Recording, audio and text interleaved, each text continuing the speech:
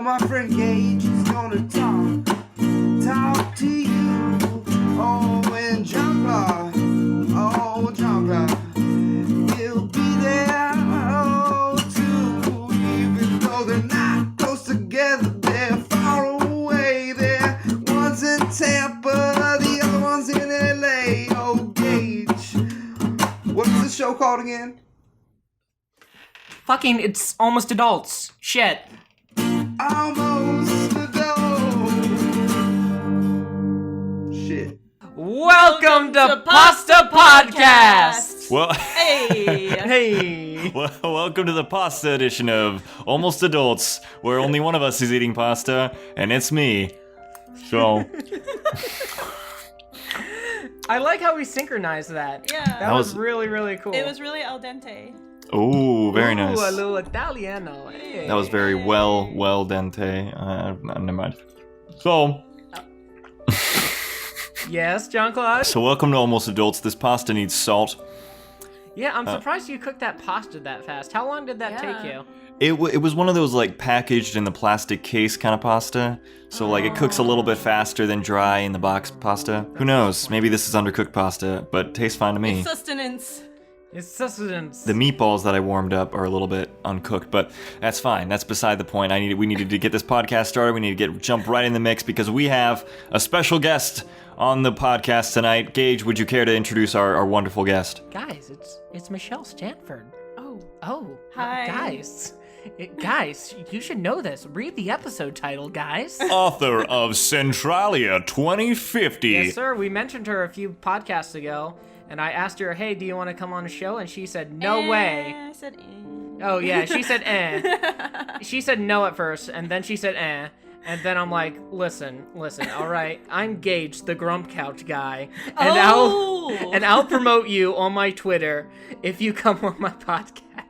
PastaCast. PastaCast. When it turned into PastaCast, I was sold. Mm-hmm. See, that's why I'm the co-host on here. We're both co-hosts, you dink. Right. I like to think of you as the host and me the co-host, like a chef and a sous chef. But I bring forth the really nice ideas, like some pasta, some meatballs, and it really draws in the audience members. What kind of sauce do you have on there? Yeah, tell us a little bit. So I prepared this pasta utilizing some quality tap water straight out of the sink in my kitchen. I placed it into a pot, boiled it to a rolling boil, placed the pasta in. I don't remember the brand of pasta that I utilized. The brand of pasta sauce that I incorporated was Publix brand vodka sauce. Ooh. Wow. Mixed with a hearty helping of heavy cream, which just added just a lightness to it. A zhuzh. Yes, just a zhuzh to it. Oh, yeah. Slapped it in, added some meatballs that I had made a couple days ago, and Wow. bada bing, bada boom, you get yourself some saltless pasta. We are in the presence of a master, a cooking savant. A cooking savant. Yeah. I can't do much, but what I can do is cook pasta. Put that on your LinkedIn. So if you're interested in letting me cook for you, and in return you giving me whatever you can provide, tweet him a Gage big at Almost Adults. Yeah, he doesn't have a Twitter. And so he's just like, just tweet Gage for everything. It's fine. So, I mean, have you gotten any return tweets? No, not yet. All right, well, Not yet. they're coming. We just have to wait. By the way, I mentioned the Grump Couch thing because Michelle was one of those people who did some fan art for the Grump Couch and it got retweeted, and that's how I met her. Yeah, I don't know how many people have actually done fan art of the couch, so I thought I should give it some love. Always go, like, the alternate route, the route that's gonna... Road less traveled. Exactly. What is that? That's not Walt Whitman, is it? Robert Frost. Robert Frost, that's right. Thank you. You saved us from looking like a couple of dummies. What did Walt Whitman I write? don't know. I'm He lo- wrote a bunch of nature stuff. He's like, nature's pretty cool, Did guys. he write Leaves of Grass? I'm looking this up. Walt Whitman. Well, no, I'm thinking of Waldo Emerson. I am on drugs right now. Walt Whitman didn't write any of that. Okay, so Alright. cut that part out. Jean-Claude, I can't believe you didn't pass the Almost Adults drug test. This was the only job I could get where I didn't have to take a drug test. You just peed in a cup, sent it across the country, I smelt it, and I said, yep, good enough, And mailed it back. and mailed it right back. This boy had some There's asparagus, some but he butter for your passes. pasta. This was exactly what I needed. So, tell us a little bit about yourself, Michelle. How did you get started in artwork? I guess I got started in artwork by drawing when I was a kid. Mhm. And As then- most people do. Yeah, so I've probably been drawing pretty seriously for 15, 16 years. Wow. And then I was always mostly interested in telling stories, and the easiest way for me to do that was visually, so doing comics just kind of seemed like the natural progression. Right. I noticed from some of the videos that you posted on your art page on Facebook, which people should check I'll out. link it into the description. You should, yeah. Facebook.com/Michelle Stanford Art /photos is where I'm at right now. And I'm like, where is he getting this? I'm a savant for that. He is a savant, ladies and gentlemen. So I noticed that in your videos you have a couple animatics for your comics. Why did you go the comic book route rather than full-fledged animation? Because it's really hard. So yeah, I did study animation in college. So professionally, I do storyboards, and I'm really interested in like storyboarding for animation. But obviously, making like full-fledged, beautiful animations by yourself is incredibly hard, and Yeah. it would take many, many years. So for me, at least, doing comics is a more immediate way to get my stories out there. You Nice. did some storyboarding for the Ninja Turtles, right? For the Nickelodeon show. Oh, that was actually just like a test I did for myself. Oh, okay. Mostly, I've been doing a lot. Still, it's really cool. Oh, thank you. I've mostly been doing storyboards for like advertisements, and I did work as like the cutscene artist for a learning app game for like a year. I Nice. made all their cutscenes. Yeah. That sounds awesome. Very, very cool. So I also noticed from just like the art style that you have from Centralia, as well as some of your other drawings and things like that, it seems like you drew a lot of inspiration from manga and Japanese related artwork and things like that, anime. So is that true? Kind of. I mean, a lot of people, they look at my art and sometimes they're like, wow, you must watch a lot of anime. And to be honest, I don't. I mean, I like all animation that has a really unique and strong style, and I tend to veer more realistic. Yeah. So, like, my favorite director is Satoshi Kon, who did, like, Paprika, Millennium Actress, Tokyo Godfathers. So, I think that probably shows through the most in my style. For some reason, the art cover for Paprika reminded me of the coloring that you utilized in some of the covers for the comic. Yeah, it's kind of like poppy. Yeah. That was probably subconscious. Yeah. That's like one of my favorite movies. Like the colors are super saturated and just... I haven't seen this movie. Please describe it to me. It's a very good movie. It's also very hard to describe, but Paprika is kind of this girl who seems to kind of traipse between reality and like the dream world, and she's kind of like, I guess, a dream detective. She helps. Why didn't they just go with Dream Detective? That sounds amazing. Because that's too on the nose. I love on the nose stuff. Yeah, it's got like a lot of That's why I'm a fan dreaminess. of Eskimo kisses. I think. Oh wait, no, I was thinking of butterfly kisses. Me too. I was thinking, like, those are on the eyelashes, man. Come on. Yeah, shit. No, he was right. Eskimo kisses, ladies and gentlemen. Nailed Continue it. with Paprika. Yeah, it's like a very dreamy like animation. You should watch it, Paprika. Has there been some art thing, an animation or a movie or something like that is just a dream detective? Because I'm with Gage on this one. I kind of want to watch a dream detective movie. Oh, well, I mean, if it's out there, everyone go watch Dream Detective. Thanks for promoting a movie that doesn't exist. If Oh, it does, go watch it. I bet you there's a movie called Dream Detective. I'm Yeah. looking. That's also something I'm looking up. Here we go. It's called Inside Out, ladies and gentlemen. Oh. That's not dreams, though. Kind of? No, no, that's emotions. Close enough. They both happen inside your head. They're both not real. Huh. All right. There's not a movie. There's just a psychic that claims that he can foretell the future from your dreams. So we're not going to give him any traffic, so I won't say his name. Yeah, forget that. He's all right. He's a psychic. He's doing fine. Yeah, he's got business. So, Gage, do we have topics for today? No, this is the first time we've been out without topics for quite a while. Oh man. Okay. I'm sorry. I've been working all week. If you guys haven't noticed, I haven't got the 9th podcast out yet.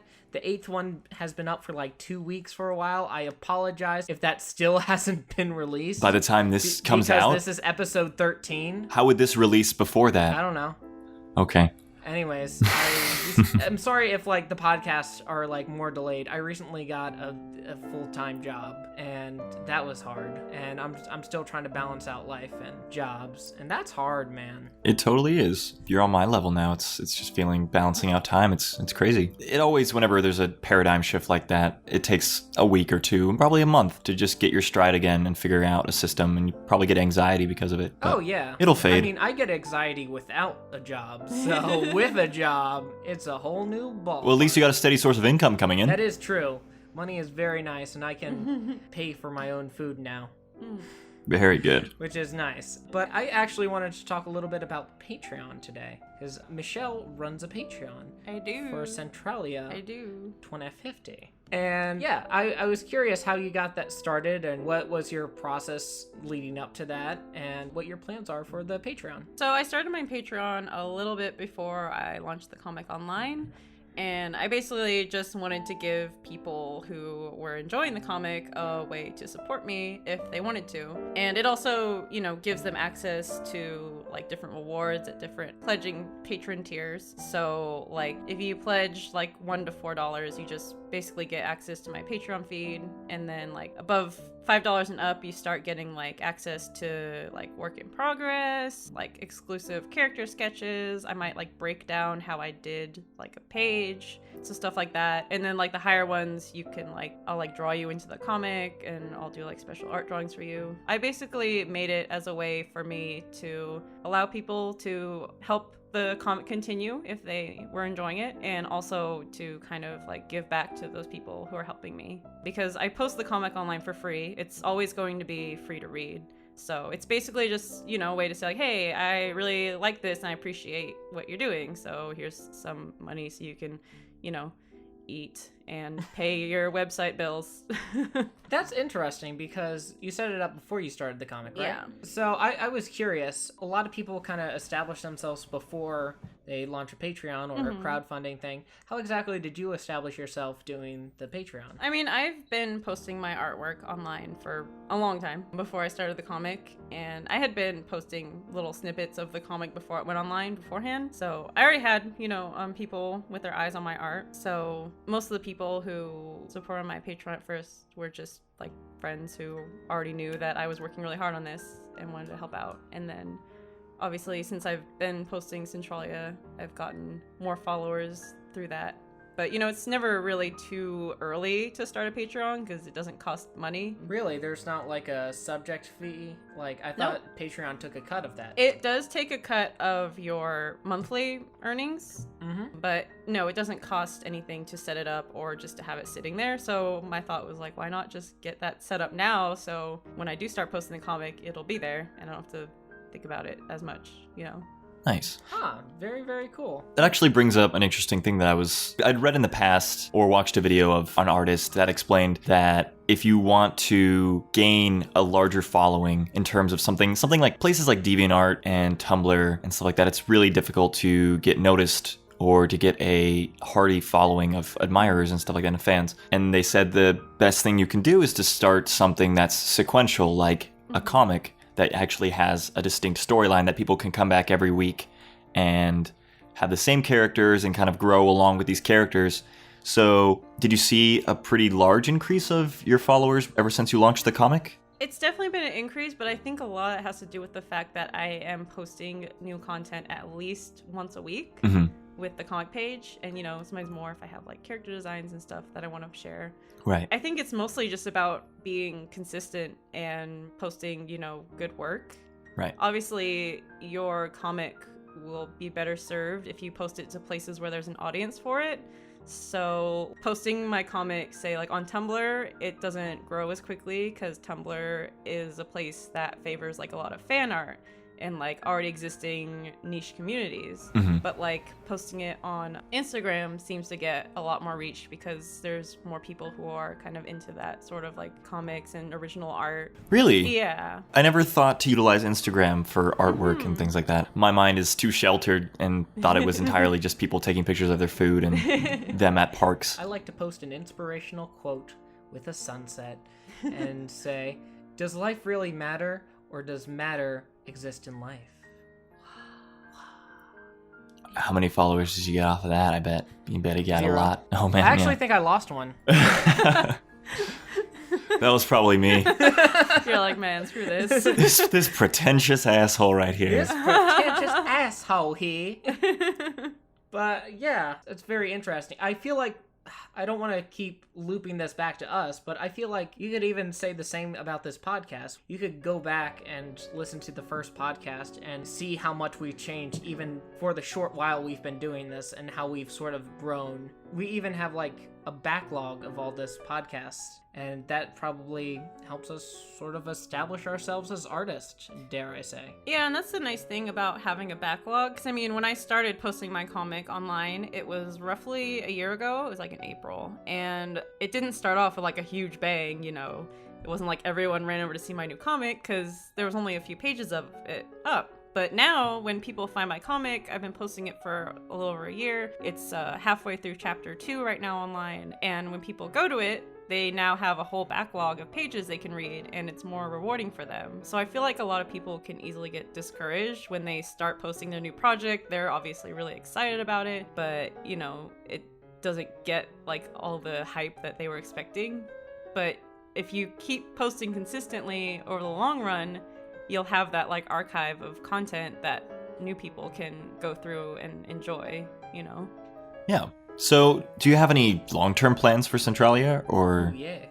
or you're not allowed to say that? No, I mean, when I finish all the chapters, I would love to release it as like a big fat graphic novel, like all in one thing. Mm-hmm. How many chapters are you planning? I think you said this before. Probably around 9 or 10 chapters total. I don't want to say like an exact number because like as I write, sometimes I 9 shrink. or 10. You'll We'll have a see. poll in the comments.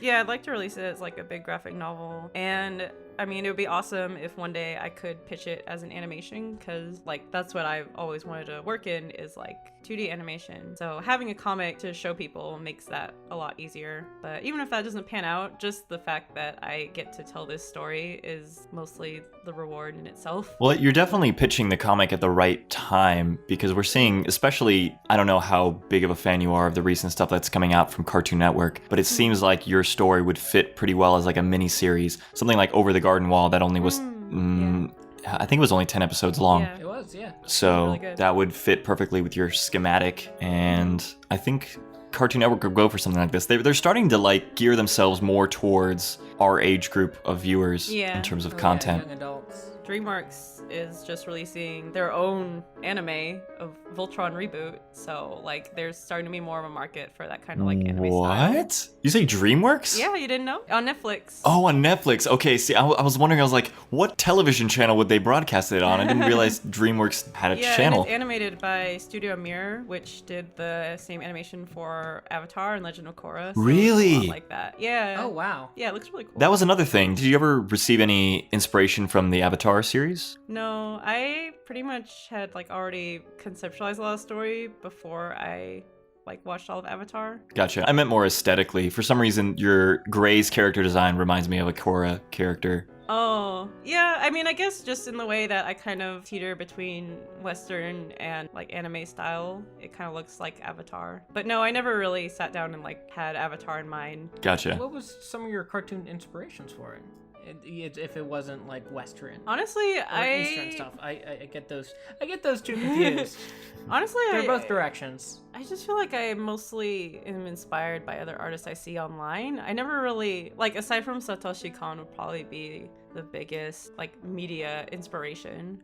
Yeah, I also really like the artwork of Katsuya Terada, who did the last Vampire Blood Plus Vampire movie or something. It's also kind of like a more realistic anime style. Otherwise, I just kind of really draw inspiration from other artists that I see online. I don't know, I never really like look to other people. I just kind of draw what I think looks cool.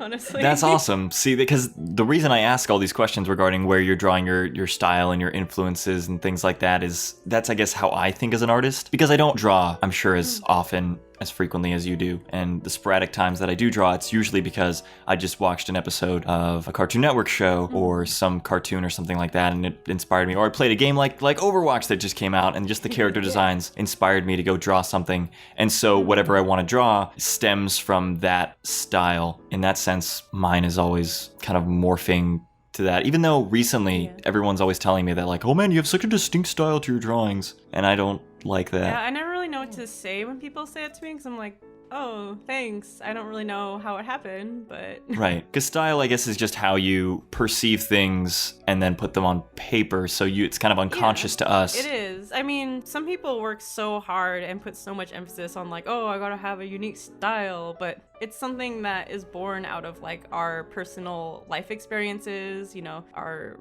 likes and dislikes, and just like our outlook on the world in general. So it's not something you can really force. It's just kind of comes out naturally. Right. Plus, I never want to be nailed down to one specific style because I look at my stuff and I always want it to get better. I've been recently trying to go for a more realistic approach. Or, sorry, not realistic. More of the semi-realism that comes out of Disney or something like that. Just very cutesy, I guess. Yeah. But that's been rough. I've not been able to make large strides forward in that respect. Just keep practicing. Yeah.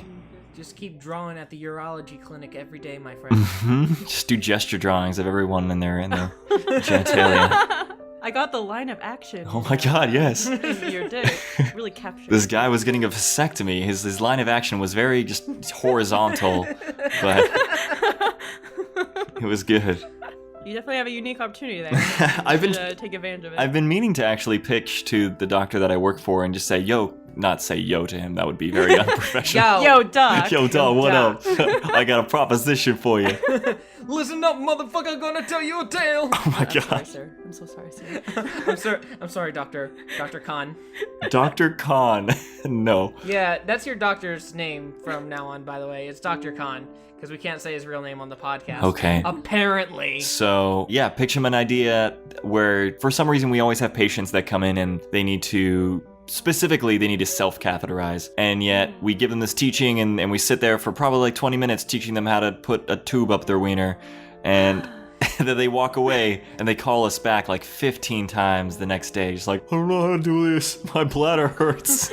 And so I was thinking, like, if I could just give them a printout of something that I sketched of just the steps to doing it, and then just give them on a handout when they go home. It would make it so much easier. I think you should. That sounds incredibly useful. Yeah. No one wants to call their doctor back and explain to them that they're having trouble sticking a hose up their pee hole. Yeah. Did you get paid for that? Would the doctor be like, yo, spend work time doing this because this is a good use of business? It's something that definitely I need to talk to him about and see whether or not he'd want to fund it. If he seems like that's the approach we'd go, then I'd probably just pitch it out to him as an idea. And if he like responded with something like, yeah, and you could, he probably wouldn't say it like that. But if he kind of, He's like totes, super, dude. He's so excited about it. He's like, oh my god, yeah, and you could do like crazy psychedelic colors. yeah, oh my god. Yeah, but make something a little more muted in there to show kind of the subtle tones. Now bring forth the darkness and the dichotomy of the... Bring forth the darkness in my wiener. Just really let your demons out. But if he made it seem like it was something that he would fund, then I'll start going that route and pursue that way. But for the most part, at this point, it'd be something that I could just put on a resume and just say, a medical illustrator. Oh, that sounds so fancy the way you put that. I just thought, well, he's just gonna draw stuff for a doctor. But medical illustrator has a nice ring to it. There's some good money in that work. Is there actually like a lot of profit in that? They're less in terms of just 2D illustrations, but as of late, there's a lot of money going towards 3D model-based animations of different anatomical structures and things like that. So yeah, a lot of companies that are showing drugs or something like that they want to show the mechanism of action for it, they can say, oh, show a 3D animation. It's like, the drug enters your bloodstream. You remember those awful videos from the biology class? The guy with the mouth always open, and he's like going like, ah, with his hands wide open. Yeah, and it had the most monotone voice actor in the background just saying like, the mouth transfers through the trachea into the lungs. See, I was going to do that monotone voice, but I'm like, I might get the medical facts wrong. I don't want to do that. The thing goes through the other thing. The mouth goes to the tummy, and then it goes through the boho. Boho. I don't understand why the pharmaceutical company didn't want to hire me. I got all the facts right. I got the mouth, the stomach, the boho. Those are the 3 parts of the human. Everyone knows a human is separated into 3 different sections. Mm-hmm. The crust, the mantle, and the core. I'm sorry, 4 sections. The inner core and the outer core. That's probably the funniest thing you've ever said on this show. What? I'm so glad I was here for it. Okay, back up. I did a rant on Mario that was pretty flippin' rafflecopter, man. I did a hypothetical where you and I were salesmen. Mm-hmm. And I like that one. Oh, thank you. You're welcome. And you chose the one where I compared a human being to the structure of our Earth in a very geology-centered joke. Yes. Is this right? Yep. And this is the crown jewel of our podcast. In my opinion, yeah, that's what I like. Then why are we even doing this podcast if I'm just doing geology jokes? Yo, if you can switch your entire joke line to something that's just straight geology, I think we'd get a lot more viewers. Oh man, what if I was a superhero called Dr. Rocks, and Rocks is spelled R-O-X? Yeah. I think that was the letter you were looking for. Yeah, I was blanking for a second. I was Dr. Rocks, and I just made geology puns all day. What are your powers? My powers is to identify an indigenous rock, and... An indigenous rock? An indigenous... That exists. Yes, that's a real rock. Yeah. Can you tell real gold from fool's gold at, like, in a moment's notice? That's my weakness, actually. Oh, you can. So you're always Fake taking... gold is my weakness. So you're always taking gold to the pawn shop, and they're like, man, this is fool's gold. I just have to stop. Who would be my villain if I was Dr. Rocks? Just the erosion squad. The erosion squad. Just like, there's a guy that's wind, water. Wind, water. I don't know what else erodes things. Fracking man? Fracking man? Yeah. Fracking, yeah. Is his catchphrase like, what the frack is going on here? Yeah. And then he does he that a harnesses lot. all the precious gas that comes out of you. And boy, is there a Damn, that's some high intelligence humor coming out of our mouths I think right now. geology is the smartest thing I've ever said on the podcast. That I will say. There you go. just the word. Just the word geology. I'm sure I've had like my emotional moments on this podcast, but saying geology is the tip of the iceberg cake. Ew. We reach a really, really strange spot there. We reached the top of the iceberg cake, man. I'm so happy. Oh, man. What if this was a radio show called Dr. Rocks and the Erosion Squad? I would probably not be on it because you guys would be talking about rocks. You would be a caller on it. Oh, okay. Just be one of those prank callers to tell how stupid our show is. In fact, let's do another hypothetical. Okay. All right. It's Dr. Rocks, and what's my sidekick name? I thought you said it was Dr. Rocks and the Eroders, right? Well, those are my villains. Oh. John Claude is my sidekick if I'm Dr. Rocks. If you're Dr. Rocks, I'm your sidekick, Sandy. Sandy, I love it. Welcome to Dr. Rocks and Sandy, the radio show. Welcome to Dr. Rocks. I'm here with my buddy Sandy. Hey everyone, my name's Sandy. Wow, Sandy, we're gonna learn a lot about geology today. Let's take our first caller. Boop, boop, boop, boop, boop. You're on the line with Dr. Rocks. I'm Sandy. Hello? Hello, is this Dr. Rocks? Yeah, this is Dr. Rocks. I just want to say you guys suck a lot. I bet you couldn't even tell sediment from limestone. She's right. Sediment is limestone. The layered rocks. You doofus. Wow, looks like the prank has really turned on its head on you. You guys really suck. I think you should quit. I think you should. Oops, looks like we lost the caller. Well, now we're going to listen to our first album, Rock Me Like a Hurricane, rated PG-13 for some sexual references. I'm still on the air, just so you know. I could hear every mean thing you said about me. I don't appreciate it. I think it's really mean. I have to agree with... My voice changed during that. Thank you. That was our Dr. Rocks and Sandy show. Thank you, everybody. Thank you. Oh my god. This is what happens when we don't have any topics. We divulge into a dumb geology-centric rock show. Yo. I'm glad I was here for it. You're very happy to be on this podcast, aren't you? Yeah. Tell us about more of your podcast experience, Michelle. As she's on the podcast As she's currently? on, this know. is some pretty meta shit, son. Jeez, it's like giving you guys my resume or something. Yeah, this is the interview podcast. We want to make sure that you're qualified for the real podcast. Oh, shit. I mostly just did other podcast interviews for people's independent YouTube channels and independent podcasts. So just really casual, cool, fun stuff. Can we find those anywhere? I You can say no. You don't can say remember no. the links, but I bet I could give them in the description. If you want. Yeah, I'll give you the links. You're looking at me all shifty-eyed. That's just Like- how I look. I'm a shifty-eyed person. That's why they call you Shifty-Eyed Sandy back in the They day. don't. They never have called me that. No one has ever called me that. Don't you fucking call me that. Oh my God. That got really dark Damn. really fast. Kinda heavy. Don't you fucking call me that. Sorry, I'm ruining like the rating of your show. Oh no. No. You just Oh, bleep me by the out. way, Michelle gave us a 5-star rating. I did. Oh my I God. really enjoyed your podcast. Yeah, thank you. Uh-huh. We really appreciate it. For the record, neither of us asked her to do that. She did that on her free will. I did. It's true. She had a minute in her day and she rated us. It didn't take a minute to click the 5 stars. You know. I'm sure it took a minute. Your wavering hand was like, 5 stars. Oh man, I'm pretty sure Jean-Claude said something pretty anti-Semitic on episode 4.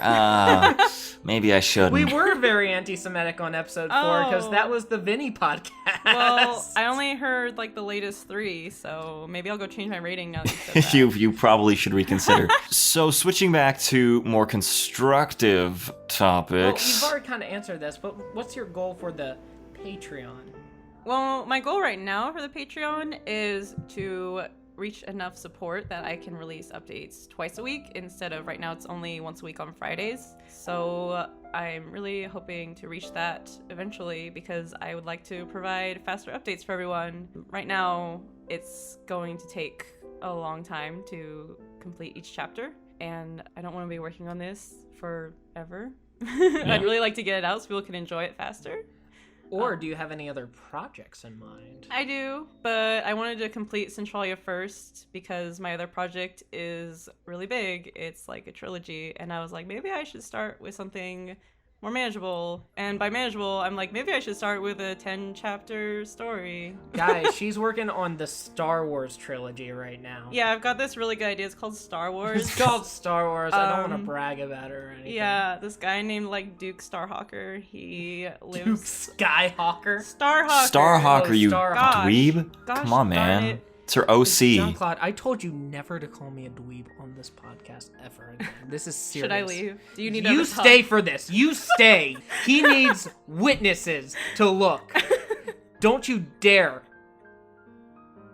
Mm-hmm. And you got anything else? No, that's it. Oh, Okay. all right. It's fair enough. Good, I learned a lot. So, switching gears a bit, I have a question for you in terms of being an artist and in the vein of almost adults, which we have rarely touched upon this. So, at what point did you want to become an artist? I probably set my sights more on it when I was like 11 or 12. Okay. I always drew, and people, when I was in elementary school, they're like, you should be a drawer. And I was like, eh. Drawer's not a real profession, idiot. Yeah, well, if I was a more smarmy child, That's right, I yeah. would've said that. Demean our guest, Gage. Thank you. I didn't say that. The second grader said that. Well, the children of my past are very hurt.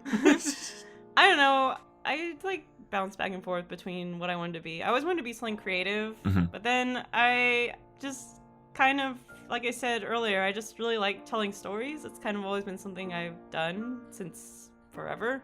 I don't know, a lot of artists always talk about having this aha moment where they're like, oh, suddenly I realized that all the movies and stuff I enjoy were made by people, and that could be my job too. And I wish I could say that I had that revelatory moment, but I didn't. I don't think any of their stories are exactly like that. I think that's something that they put on paper and that they say in person, but No, I'm sure that they've told whatever famous artist you might have listened to before.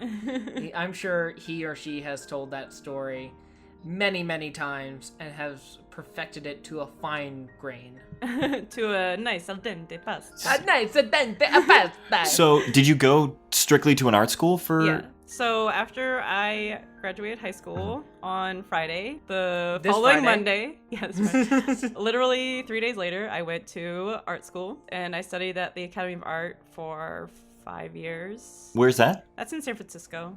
Oh, nice. Yeah, so I've always been up in the Bay Area until I moved down here like 4 months ago. So yeah, I went to school up there and yeah, learned how to be a storyboard artist for animation mostly. That's awesome. So for any of our listeners that are coming out of college or something like that, and most of them are probably in the creative arts, what advice would you give them in terms of establishing your own path as an artist coming out of college? Because a lot of people come out and even though they know that they want to do something creative, they're not necessarily on a direct path towards a job or something like that. I think we all have some input on this. I feel like all of us could answer this question. Well, I don't want to hear her input. Yeah, I was about to say, Michelle, go ahead. So I think the best thing you can do is, even while you're still in school, start acting like you already have that job. So if you want to be a storyboard artist, make storyboards, you know? If you want to be a concept artist, create like a project where you design and concept all the aspects of it. Because a lot of people, they just kind of learn the technical stuff, but then they don't actually make anything to show that they can do the thing they're trying to get hired for. And also just be prolific with your art, you know, draw a lot and post a lot. They don't all have to be masterpieces, but a big part of like getting out there as an artist and getting people to even know you exist is just actually posting things. And that's something that I noticed, like quite a few people that I graduated with, you know, I keep up with them as friends, but I kind of noticed like, man, I really never see you post any art, even though I know you can draw. So, you know, actually post stuff so people can find you. Right. And just get to know other artists, like make connections now, even before you get out of school, because in the art world, like, yeah, the degree is nice in some cases, but ultimately it's the connections that you make with people that will get you a job. Hey, that's why I'm friends with you, so I could get a job. No, actually, that is a little true. Not the getting the job part, but that's why I'm friends with you, because, like, I liked your art on Twitter, and, like, we started talking, and that's how we became the bestest friends ever. I'm just friends with you because I wanted to sit on your grump couch. Oh. Whoa. Well, you can leave my house now. Can I sit on the couch a little bit first? Yeah, sure. Okay, thanks. To add to that, I feel like I've said this before, but just do it every day. Just make it more than a hobby. Yeah, treat it like a career. I'm basically rehashing what you say, but it's all true. You gotta do what you can, constantly read up on it. My big thing is like networking with people. Just talk to anyone who will listen or anyone who is creative. But genuinely. Yes, but genuinely. Networking is such like an icky word. Like, I know what you mean, totally. But like, I feel like a lot of people, when they say like, don't forget to network, they mean like go around and shove business cards in people's faces and be super annoying. Don't do that. Do not do that. Yeah, don't do that. Well, that's a skill that needs to be learned, and that's unfortunately a lot of people don't necessarily learn the social skills of how to network correctly until they're older. Or never. Or never. And that's an important skill to learn. And I wish colleges would teach that more. And because networking isn't just something kind of like street smarts that you just have to learn on your own. In classes like How Not to Be an Asshole 101. But you know, none of the assholes would take that class because they would be like, I'm not an asshole. Yeah, exactly. How dare they think I got that? Like, you get a letter in the mail saying like, please attend asshole 101. And they're like, well, I'm certainly not one of those. This must have been a mistake. Yeah. I feel like that's probably my greatest strength. I feel like I'm not that good at like production or post-production, but I feel like I can network good and just like be around the people that can do those things, and eventually I'll learn from them. That's sort of my game plan at the moment. That's also a thing that people need to realize, is that you can't be afraid to ask for help. There's a stigma that when you graduate from college or something like that, or if you're in art, you should know what you should be doing and you should be at this certain level, and then they get afraid to ask anyone else for help or their higher ups. Yes. I ask the dumbest questions, but I always get it precisely right because, like, a couple months back, I was having a Photoshop problem because I didn't have, like, the proper template, and I'm like, maybe I could just do this by myself and get the correct measurements, but I'm like, nope, not even gonna risk it. Just get the template, act dumb, and he'll look down on me maybe a little bit. Worst case scenario. but I'll get the job done. So Right. don't be afraid to ask for dumb question. If people look at you like an idiot, at least you're an idiot willing to learn. As long as you've kind of done a little bit of legwork yourself first and then realize, like, no, I don't know what I'm doing. Don't ask, like, easily Googleable questions, because that'll get Right, old fast. that's a good qualifier as well. Oh, yeah, I've been guilty of that, too. Yeah, I think we all have. Yeah, but- being like, how do you enlarge something in Photoshop? Yeah. I'm interested to hear your input on, like, what artists should do out of college, because you've been out of college for almost a year now, John Claude. Oh, you're asking me? Yeah.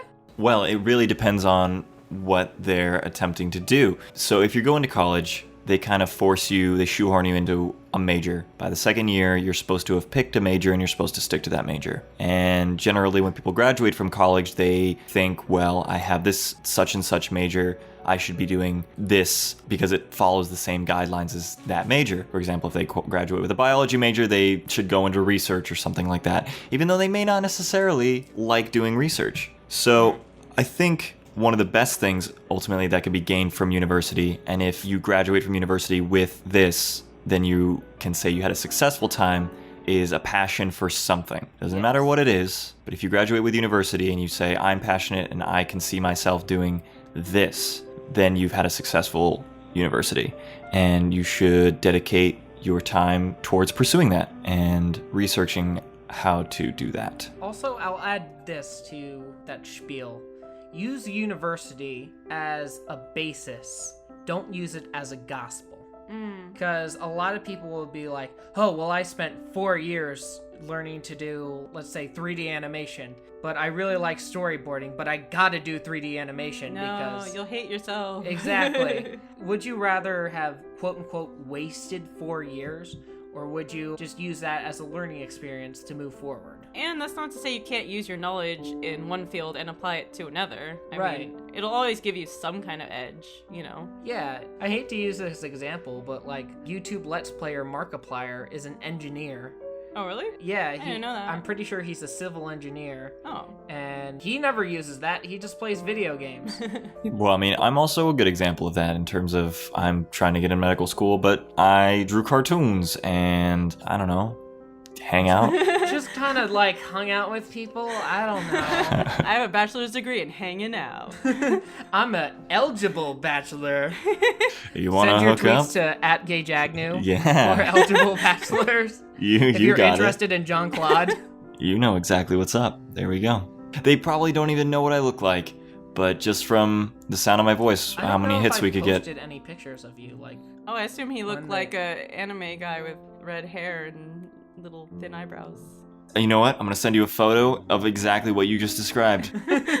That's me. That'll be the thumbnail for this episode. An anime John Claude. Oh, how's that bicycle anime, by the way? Oh, that's the photo I was gonna send you. Yowamushi Pedal. There's a guy with red hair and really thin eyebrows that fit her description exactly. It's good. I finished the first season. I was half expecting you to say, I finished the whole series. No, it's just the first season. But the strange thing about it is that I can actually tie back, because I can actually tie this back to maybe like storylines and how you should structure your story. Don't structure your story like they did.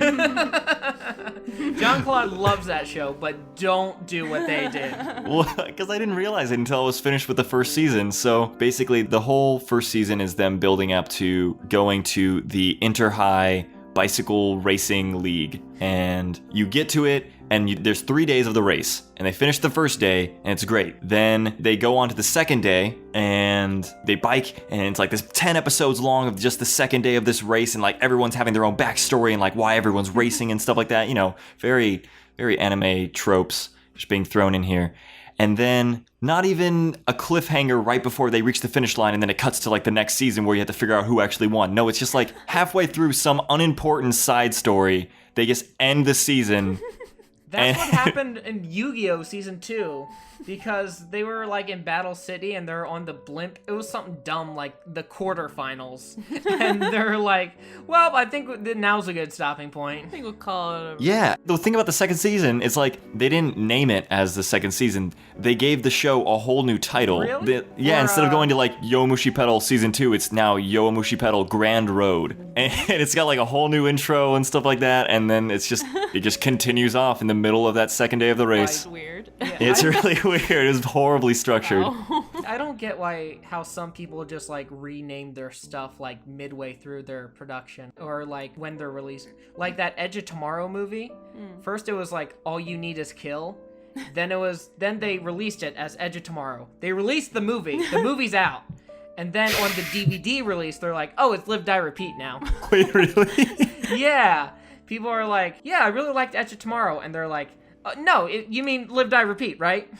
Oh, man. That's just weird. It was really strange, and it was really confusing, too. Yeah, that's a screw up in the marketing department side. I mean, it's getting a sequel, so, like, I can't really say they did wrong. I heard it was actually a good movie. I didn't see it, but Elias told me it was a good movie, and I trust Michelle, Elias. you're I haven't seen it. shaking your head. I no. haven't seen most movies, so. I actually have a DVD of the movie if you want to borrow it. Okay. Yeah, I watched it. It was pretty fun. Carlos said it was, like, the best movie of the year, and I'm like, he's just being Carlos. Carlos Oh, wait, is- no, it wasn't Elias. It was Carlos. Carlos did say it was the best movie of the year. Yeah, our friend Carlos is basically this coked up Cuban Oh, that just... Where'd you find him? He was Jean-Claude's roommate for the longest okay. time.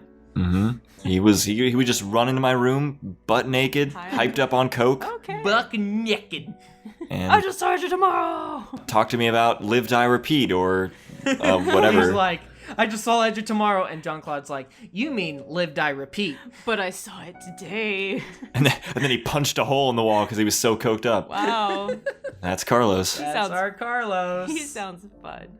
He is very fun. He's been on this podcast a few times. Check him out. All right.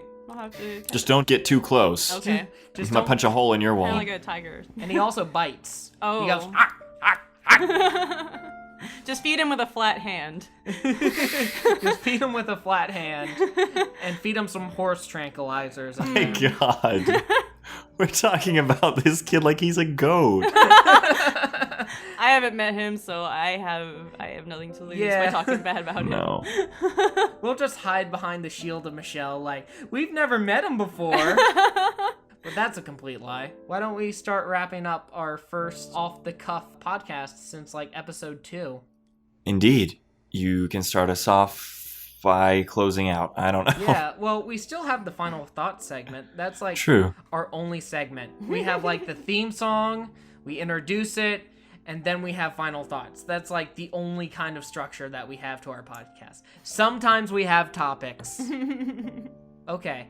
Final thoughts, Gage. Talk to a bunch of people, be genuine about it. If you ever have a couch and some lady is trying to sit on it, don't let her on your podcast.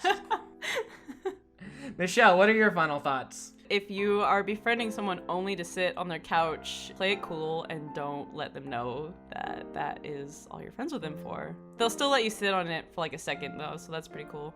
Also, if you want to get hired in any particular field, then just act like you already have that job and do the work that people working in that field already do. Wow, Michelle, I'm so glad that our final thoughts aren't related at all. Well, you took my thoughts. I went first, and then you just said what I said.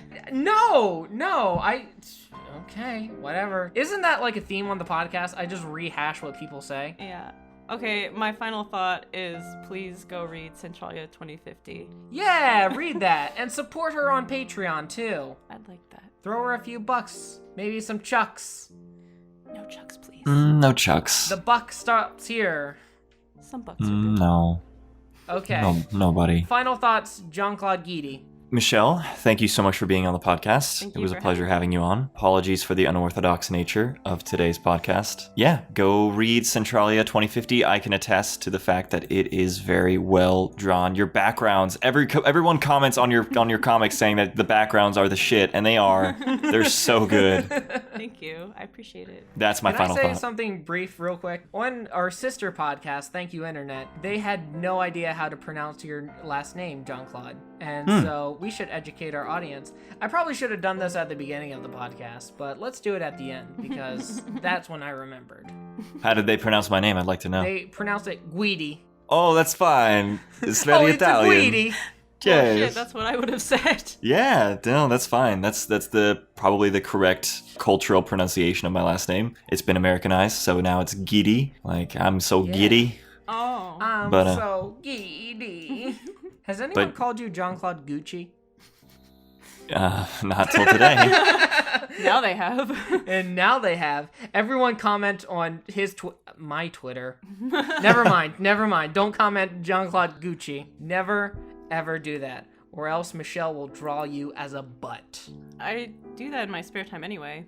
But Whoa. I don't send it to anyone, so I guess I can start sending it out. Please do. I will. I'm interested. Okay. I'd pay top dollar for that. What would be classified as not safe for work? I should Portraiture. restructure my business plan. Beautiful. Not doing comics anymore. Just drawing butts. This has been eye-opening. Like butt portraits. Yeah, like really nice ones. That's a good way to end it. Yeah. Butts.